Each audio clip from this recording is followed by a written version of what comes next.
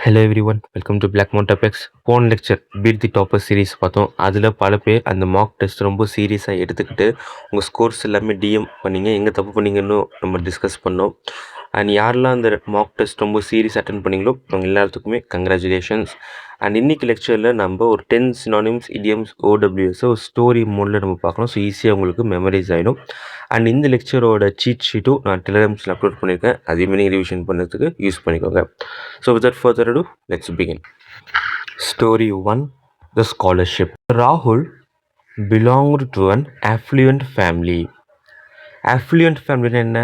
Affluent அப்படின்னா ரிச்சான family, வெல்த்தியான family. அப்போ ராகுல் affluent family சார்ந்தவர். But he never took his education for granted. சாதாரணமாக அவன் கல்வியாவை எடுத்துக்கல. Unlike many students, he remained wary of wasting time on social media.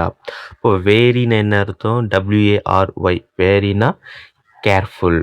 B vary அப்படின்னா பி கேர்ஃபுல். அப்போ அவன் சோஷியல் மீடியாவிலேருந்து ரொம்ப கவனமாக இருந்தான், அதில் டைம் வேஸ்ட் பண்ணக்கூடாதுன்ட்டு ரொம்ப கேர்ஃபுல்லாக இருந்தான். ஏன்னா அவனுக்கு because he knew every minute matter. ஒவ்வொரு நிமிஷமும் எவ்வளோ முக்கியங்கிறது அவனுக்கு தெரிஞ்சிருக்கு. வேரினா be careful. One day, his teacher announced a national scholarship examination. Rahul was elated to hear the news. இப்போ Rahul was elated to hear the news. Elatedனா என்ன அர்த்தம்? ரொம்ப சந்தோஷப்படுறது, எக்ஸ்ட்ரீம்லி ஜாய்ஃபுல். போன லெக்சரில் பார்த்து ஜூபிலியன்ட்ன்ற வார்த்தை இருக்கும். ஜூபிலியன்ட், எலேட்டட் ரெண்டுமே ஒரே அர்த்தத்தை தான் குறிக்குது. அதுதான் எக்ஸ்ட்ரீம்லி ஹாப்பி, ரொம்ப சந்தோஷப்படுறது தான் எலேட்டட். அப்போ இந்த ஒரு நேஷ்னல் ஸ்காலர்ஷிப் எக்ஸாமினேஷன் அனௌன்ஸ்மெண்ட்டை கேட்டதோ ராகுல் வாஸ் எலேட்டட், ரொம்ப சந்தோஷப்பட்டார் ராகுல். Because he had been preparing for months. இந்த ஒரு எக்ஸாமினேஷனுக்காக பல மாதத்துக்கு அவன் ப்ரிப்பேர் பண்ணிட்டு இருந்திருக்கான். His best friend immediately concurred with him and said. அப்போ அவன் பெஸ்ட்டு ஃப்ரெண்டு இம்மிடியேட்டாக கன்கர் பண்ணியிருக்கான். அப்போ கன்கர்னு எடுத்து அக்ரீட். அவன் பெஸ்ட்டு ஃப்ரெண்டு இம்மிடியேட்டாக அவன் கூட அக்ரியே பண்ணியிருக்கான். And said this is our chance to prove our self. ரெண்டு வார்த்தை இருக்குது கன்கரில். இப்போ கன்கர் சொன்னதும் CONQUERங்கிறது வரும், CONCURங்கிறது வரும். இந்த பேராகிராஃபில் பார்த்த கன்கர்டுங்கிறது அக்ரி பண்ணிக்கிறது. ஆனால் இந்த காங்கோருங்கிறது வந்து நம்ம ஒரு விஷயத்த காங்கோர் பண்ணுறது, கண்ட்ரோல் பண்ணுறது, ஆக்கிரமிக்கிறது தான் அது காங்கோர். ஸோ கன்கர், காங்கோர், அதுக்கான அர்த்தத்தை தெரிஞ்சுக்கோங்க. ராகுல் was adept at English vocabulary. இப்போ ராகுல் வாஸ் அடப்ட் அப்படின்னு என்ன அர்த்தம்? அவன் ஸ்கில்ஃபுல், ரொம்ப திறமையான. இங்கிலீஷ் வெக்காபுலரியில் ராகுல் வாஸ் அடப்ட், ரொம்ப திறமையாக இருக்கான் ராகுல். So he help his classmates whenever they had doubts. அவனுடைய கிளாஸ்மேட்ஸ் எப்போலாம் டவுட் இருந்திருக்கோ அப்போ ராகுல் ஹெல்ப் பண்ணியிருக்கான். Some students thought studying every day was tedious. அப்போது ஒரு சில ஸ்டூடெண்ட்ஸ் என்ன நினச்சிருக்கிறாங்க? Studying everyday was tedious. Tedious என்ன அர்த்தம்? போரிங். இது ரொம்ப போராக. அப்போது ஸ்டூடெண்ட்ஸ் நினைக்கிறாங்க டெய்லி படிக்கிறதுங்கிறது ரொம்ப போரிங்கான ஒரு விஷயம், டெடியஸாக இருக்குது, போரிங்காக இருக்குது. பட் ராகுல் believe that success always required patience. ஆனால் ராகுல் நம்பினது என்ன? சக்ஸஸ் எப்பயுமே பொறுமை தேவை. ஒரு விஷயத்தை நம்ம அடையணும் அப்படின்னா அதுக்கு ஒரு பொறுமை ரொம்பவே முக்கியம்னு ராகுல் ரொம்பவே ஸ்ட்ராங்காக நம்பினான். As the examination approached, many students felt their efforts were futile because the questions seemed difficult. அப்போ ஃபியூட்டைல் என்ன அர்த்தம்? இப்போ எல்லா ஸ்டூடெண்ட்ஸும் அவங்க எஃபர்ட்ஸில் ஃபியூட்டைல் நினைக்க ஆரம்பிச்சிட்டாங்க. ஏன்னா ஃபியூட்டைலுங்கிறது யூஸ்லெஸ். ஒரு நபரையோ இல்லை ஒரு விஷயத்தையோ இல்லை ஒரு மெஷினையோ எதையாவது நம்ம ஃபியூட்டைல் அப்படின்னு சொல்கிறோம்னா அது யூஸ்லெஸ் அப்படிங்கிறது அர்த்தம். அப்போ இங்கே அவங்களுடைய எஃபர்ட்ஸ் எல்லாமே ஃபியூட்டைல் நினைக்க ஆரம்பிச்சிட்டாங்க. Because the question seem difficult. Questions எல்லாமே ரொம்ப டிஃபிகல்ட்டாக இருந்திருக்கு, அதனால் என்னோடய எஃபர்ட்ஸ் எல்லாமே ரொம்ப யூஸ்லெஸ்ஸாக போயிடுச்சு, ஃபியூட்டைலாக போயிடுச்சுன்னு நினைக்கிறாங்க பல ஸ்டூடெண்ட்ஸ். ராகுல் encouraged them not to lose hope. On the day of the results, everyone was astonished when Rahul secured the first rank. அப்போ ராகுல் ஃபஸ்ட் ரேங்க் வாங்கினதும் எல்லாருமே அஸ்டானிஷ் ஆகிட்டாங்க. அதாவது சர்ப்ரைஸ், கிரேட்லி சர்ப்ரைஸ்ட், ரொம்பவே அமேஸ்டு ஆகிட்டாங்க, ரொம்ப கிரேட்டாக சர்ப்ரைஸ் ஆகிட்டாங்கிறதா astonished. His hard work had awakened the confidence that had been dormant in many of his classmates. Dormant என்ன அர்த்தம்? தூங்கிட்டு இருக்கிறதோ இல்லை ரொம்ப இன்ஆக்டிவாக இருக்கிறதோ. இப்போ ஒரு பில்டிங் அது யாருமே யூஸே பண்ணாமல் ஒரு காலி நேரத்தில் அப்படியே இருக்குது, ரொம்ப இன்ஆக்டிவாக இருக்குது, யாரும் வாழலை, யாரும் பராமரிக்கலை, அப்படி இருக்குன்னா அந்த பில்டிங் ஒரு டார்மெண்ட். அதே மாதிரி தான் இங்கே பல கிளாஸ்மேட்ஸ்க்கு அவங்க கான்ஃபிடென்ஸுங்கிறது டார்மெண்ட்டாக இருந்திருக்கு, இன்ஆக்டிவாக இருந்திருக்கு. ஆனால் ராகுலோட ரிசல்ட்டை பார்த்து எல்லாத்துக்கும் ஒரு நம்பிக்கைங்கிறது உருவாக ஆரம்பிச்சது, கான்ஃபிடென்ட்டுங்கிறது அவங்க மேலேயே வர ஆரம்பிச்சு. அப்போ டார்மெண்ட்டுங்கிறது inactive. Because scholarships were scarce. Scarce அப்படிங்கிறது என்ன அர்த்தம்? ரேர். ரொம்ப லிமிட்டட் எடிஷன். ஷாப்பிங் ஸ்டோர்ஸ்க்கோ இல்லை பெரிய மால்கள்லாம் போனீங்க, இட்ஸ் லிமிட்டட் எடிஷன் சொல்லி நிறையா ட்ரெஸ், ஷூஸ், ஸ்போர்ட்ஸ் ஐட்டம்ஸ் போட்டிருப்பாங்க. அப்போ லிமிட்டட் எடிஷன்னா கம்மியான இருக்கிறப்போ ரேராக கிடைக்கிறது, அதாவது ஸ்கேர்ஸ். ஸ்காலர்ஷிப்ஸ் எல்லாமே ஸ்கேர்ஸாக இருக்குது, ரேராக இருக்குது. ராகுல் அச்சீவ்மெண்ட் ரொம்பவே முக்கியமானதாக பார்க்கப்படுது. ஸோ இதுதான் இந்த ஸ்டோரியில் பார்க்க முக்கியமான 10 synonyms. ஸோ ஜஸ்ட் ஒரு ரிவிஷன் பண்ணிடலாம். அஸ்டானிஷ்ட் அப்படின்னா கிரேட்லி சர்ப்ரைஸ்ட். கான்கர்ட் அப்படின்னா அக்ரீட், நான் கூட அக்ரி பண்ணிக்கிறேன். எலேட்டட், எக்ஸ்ட்ரீம்லி ஜாய்ஃபுல் இல்லை எக்ஸ்ட்ரீம்லி ஹாப்பி, ரொம்ப சந்தோஷம் இருக்கிறது எலேட்டட். ஃபியூட்டைல், ஃபியூட்டைல்னா யூஸ்லெஸ், மீனிங்லெஸ், அர்த்தமே இல்லாமல் இருக்கிறதா ஃபியூட்டைல். டெடியஸ், போரிங் இல்லை மொனோட்டோனஸ், ரொம்ப போர் அடிக்கிறதோ இல்லை ரொம்ப மொனோட்டோனஸாக இருக்கிறதா டெடியஸ்ன்னு சொல்லுவாங்க. வேரி அப்படின்னா கேர்ஃபுல், ரொம்ப ஜாக்கிரதையாக கேர்ஃபுல்லாக இருக்கிறதா வேரி. அடப்ட், ஹைலி ஸ்கில்ட், திறமையானவன் சொல்லுவாங்க, ரொம்ப ப்ரொஃபிஷியண்டாக இருப்பாங்க, அது அடப்ட். Affluent, wealthy, rich. டார்மெண்ட்னா இன்ஆக்டிவ், தூங்கிட்டு இருக்கிறதோ இல்லை ரொம்ப ஆக்டிவாக இல்லாமல் இருக்கிறதோ அதுதான் டார்மெண்ட், கைவிடப்பட்ட நிலையிலேருந்து இருந்தாலும் டார்மெண்ட். ஸ்கேர்ஸ், ரேர், ரொம்ப ரேராக லிமிட்டடாக இருக்கிறது தான் ஸ்கேர்ஸ். இந்த மாதிரி நீங்கள் கதையாக படிக்கும்போது ஈஸியாக புரியுன்றது நாங்கள் நம்பினோம். ஸோ நல்லா இருந்தது. இதே மாதிரி நம்ம வீடியோ கொண்டு போனால் கமெண்ட் பண்ணுங்கள், இல்லை நம்ம குவிஸ் மோடில் எடுத்துகிட்டு போனாலும் கமெண்ட் பண்ணுங்கள். Next, idioms. The dream of becoming an IAS officer. Aman dreamed of becoming an IAS officer. அமனுக்கு IAS officer ஆகிறது ரொம்ப பெரிய ஒரு ட்ரீம் இருக்குது. To achieve his goal, he decided to move heaven and earth. Move heaven and earth அப்படின்னா make every possible effort, எல்லாத்தையும் பண்ணுறது, நம்மளால் முடிஞ்சு எல்லா எஃபர்ட்டும் பண்ணுறது, எல்லா வழியும் ட்ரை பண்ணுறது தான் மூவ் ஹெவன் அண்ட் எர்த். அப்போ கோலை அடையிறதுக்காக அவன் முடிஞ்ச எல்லா எஃபர்ட்டும் போட்டான். Everyday he studied for long hours and never waste time. One day his friend Rohan set, you should start preparing for the interview before finishing the syllabus. அப்போ ரோஹன் என்ன சொல்லியிருக்கான், சிலபஸை நீ முடிக்கிறதுக்கு முன்னாடி இன்டர்வியூக்கு சேர்த்து ப்ரிப்பேர் ஆகிடு அப்படின்னு சொல்லியிருக்கான். ஆனால் அம்மன் என்ன சொல்லியிருக்கா, smiled and replied that would be putting the cart before the horse. அப்போது putting the cart before the horse அப்படின்னா ஒரு ராங் ஆர்டரில் ஒரு வேலையை செய்கிறது, பேசிக்ஸே முடிக்காமல் எடுத்து அட்வான்ஸ்ட் விஷயத்துக்கு போகிறதுங்கிறது put the cart before the horse. Wrong ஆர்டரில் என்ன செஞ்சாலும் அதுக்கு இந்த இடியம் கரெக்டாக இருக்கும். ஸோ ஃபஸ்ட் பேசிக்ஸை கம்ப்ளீட் பண்ணிடுறேன், அதுக்கப்புறம் நான் என்னுடைய அட்வான்ஸ் அண்ட் இன்டர்வியூஸ்க்கு நான் போகிறேன் அப்படின்னு அமன் ரிப்ளை பண்ணுறான். As the exam approach, some relatives discouraged him by saying the competition was too tough.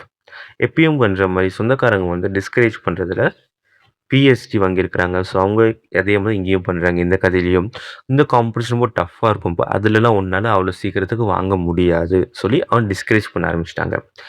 Their words threw cold water on his confidence for a while.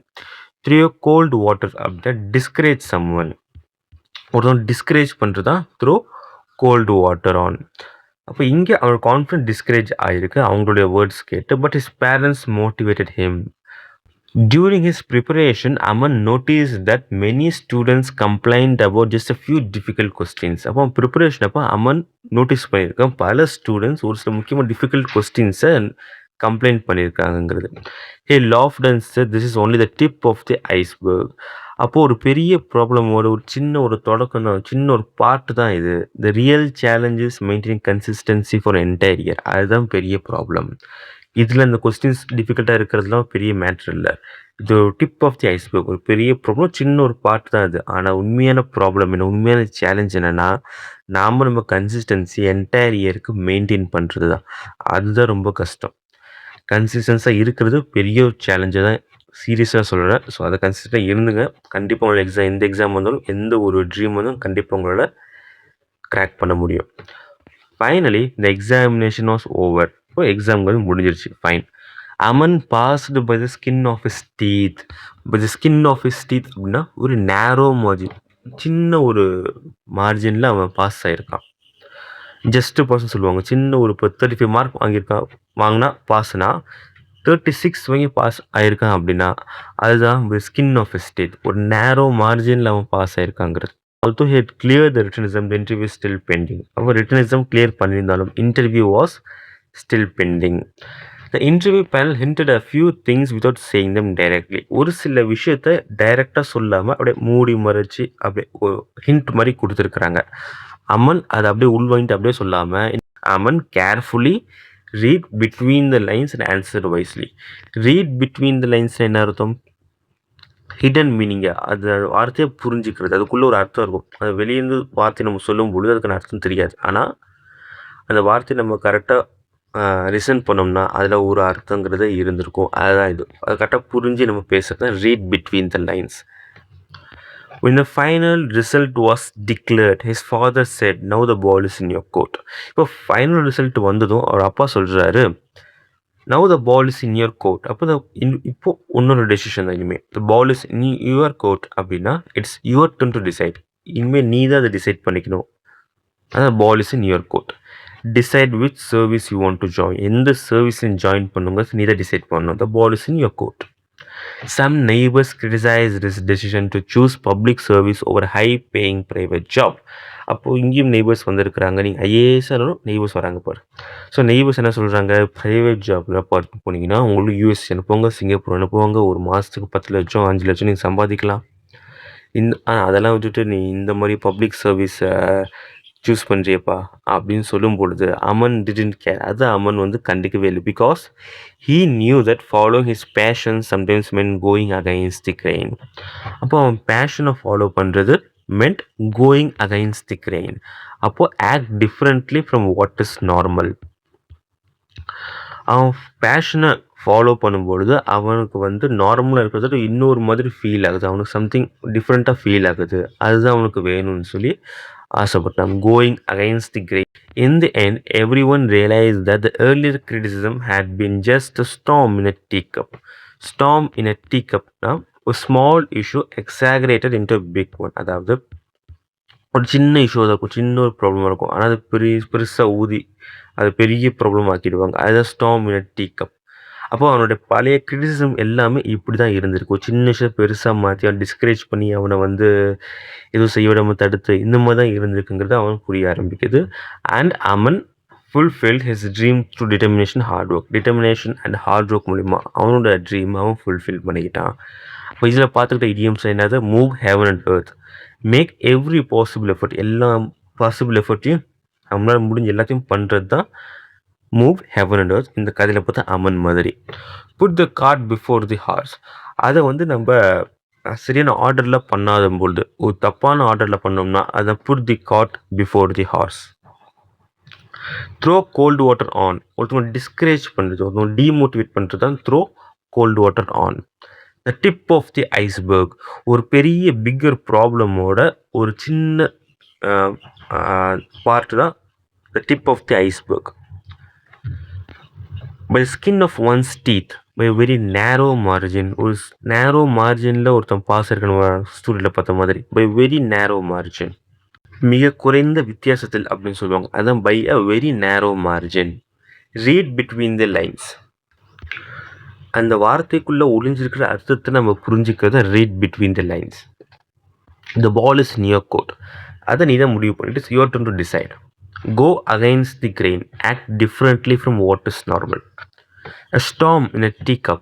ஒரு சின்ன இஷ்யூ அதை பெருசாக மாற்றுறது தான் storm in a teacup. இதுதான் நம்ம பார்த்த முக்கியமான idioms. OWS பொறுத்தவரை strange man at the library. One evening, Rohan visited an old library where he met a very unusual man. ஒரு ரோஹன் ஒரு ஓல்ட் லைப்ரரியை விசிட் பண்ணுறான். அங்கே ஒரு அன்யூஷுவல் மேனை அவன் மீட் பண்ணுறான். The librarian introduced him by saying he is a polyglot. பாலிகிளாட்னு என்ன அர்த்தம்? ஒரு நபர் பல லாங்குவேஜஸ் பேசுறாங்க அப்படின்னா அதுதான் பாலிகிளாட். அப்போ இங்க he is a polyglot. He can speak more than 10 languages including English, French, German, Arabic and Japanese. இப்போ இவ்வளவு மொழிகளை ஒருத்தன் பேசுறான்னா அவங்க தான் polyglot. Rohan noticed that the man was writing with his left hand. அப்போ அவர் அந்த நபர் லெஃப்ட் ஹேண்ட்ல எழுதிட்டு இருக்கிறத ரோஹன் பார்க்குறான். A few moments later, he switched to his right hand with the same ease.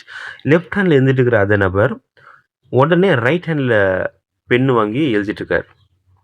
The librarian smiled and said, இதை பார்த்த librarian Rohan கிட்ட, he is ambidextrous. He can use both hands equally well. அப்போ ambidextrous என்ன அர்த்தம்? ரெண்டு கைகளையும் ஒரே மாதிரி பயன்படுத்துறது. லைக் எப்படி இவர் எழுதினாரோ அந்த மாதிரி. The man loved studying languages and had spent years researching how people communicate. He is also famous linguist, the librarian added. அப்போ லைப்ரரியன் இன்னொன்று சொல்றாரு, இவர் ஒரு பெரிய லிங்குவிஸ்ட், ஒரு ஃபேமஸான லிங்குவிஸ்ட். அப்படின்னா what is mean by linguist? One who studies languages. Languages பற்றி படிக்கிறவங்க தான் லிங்குவிஸ்ட். அப்போ இவர் ஒரு ஃபேமஸான ஒரு லிங்குவிஸ்ட்டும் லைப்ரரியன் ரோஹன் கிட்ட சொல்றாரு. Suddenly a loud noise came from outside, but the man remained completely calm. திடீர்னு ஒரு பெரிய ஒரு சத்தம் வெளியே இருந்து வருது, ஆனாலும் அந்த நபர் காமாக இருக்கிறாரு. Here is a stoic. இப்போ லைப்ரரி என்ன சொல்றாரு? He is a stoic அப்படின்னா வலியாக இருந்தாலும் கஷ்டமாக இருந்தாலும் சந்தோஷமாக இருந்தாலும் எவ்வளவு பெரிய துக்கமாக இருந்தாலும் காமாக பொலைட்டாக அமைதியாக இருப்பாங்க. அவங்க தான் ஸ்டாய்க். அவர் he doesn't let pain, fear, emotions control him. வலியாக இருக்கட்டும், பயமாக இருக்கட்டும், எமோஷன்ஸாக இருக்கட்டும், எதுவுமே ரோஹனை கண்ட்ரோல் பண்ணாது. அதுதான் ஸ்டாய்க் அப்படின்னு லைப்ரரியன் சொல்கிறாரு.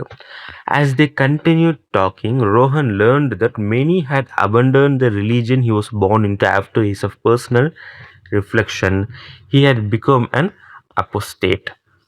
அப்போஸ்டேட் அப்படின்னா one who abundance his R a religion. அவரோட மதத்தை அவங்க அபேண்டன் பண்ணிட்டாங்க, அதை ஏற்றுக்காதவங்கள அப்போஸ்டேட் அப்படின்னு சொல்கிறாங்க. After leaving the library, Rohan saw a lonely wanderer walking slowly through the streets with no particular destination. இப்போ வேண்டரர்னா என்ன அர்த்தம்? ஒரு ஃபிக்ஸ்டு டெஸ்டினேஷன் இருக்காது. ஒரு கரெக்டாக இங்கே தான் போய் சேரணுங்கிற ஒரு டெஸ்டினேஷன் இருக்காது. அப்படியே போவாங்க. இந்த ஒரு வழி, எதில் போகிறோம், எங்கே போகிறோம், இது போனால் எங்கே போய் முடியும், நம்ம எங்கே போகணும் எதுவுமே தெரியாமல் அவங்க பாட்டு அப்படியே போவாங்க. ஸோ அப்படி தான் ரோஹன் அந்த லைப்ரரி விட்டு வெளியே வரும்பொழுது ஒரு நபரை பார்க்குறாரு, wanderer walking slowly through the streets, எந்த ஒரு டெஸ்டினேஷனும் இல்லாமல். Near the railway station, another man was asking strangers for food and money every day without trying to work. இப்போ ரயில்வே ஸ்டேஷன் பக்கத்தில் ஒரு நபர் ஸ்ட்ரேஞ்சர்ஸ் கிட்ட எப்பயுமே காசு இல்லை சாப்பாடு கேட்டுகிட்டே இருக்கிறாங்க. அவர் வேலை செய்கிறதுக்கான எந்த ஒரு முயற்சியும் பண்ணாமல் மற்றவங்க கிட்ட இரவல் கேட்குறதே ஒரு வேலையை வச்சுருந்துக்கிறாரு. People call him a parasite. இப்போ பேரசைட்னா என்ன அர்த்தம்? இன்னொருத்தர் நம்பி வாழ்கிறது, இன்னொரு நபர் நம்பி வாழ்கிறது தான் பேரசைட். அப்போ இவர் அங்கே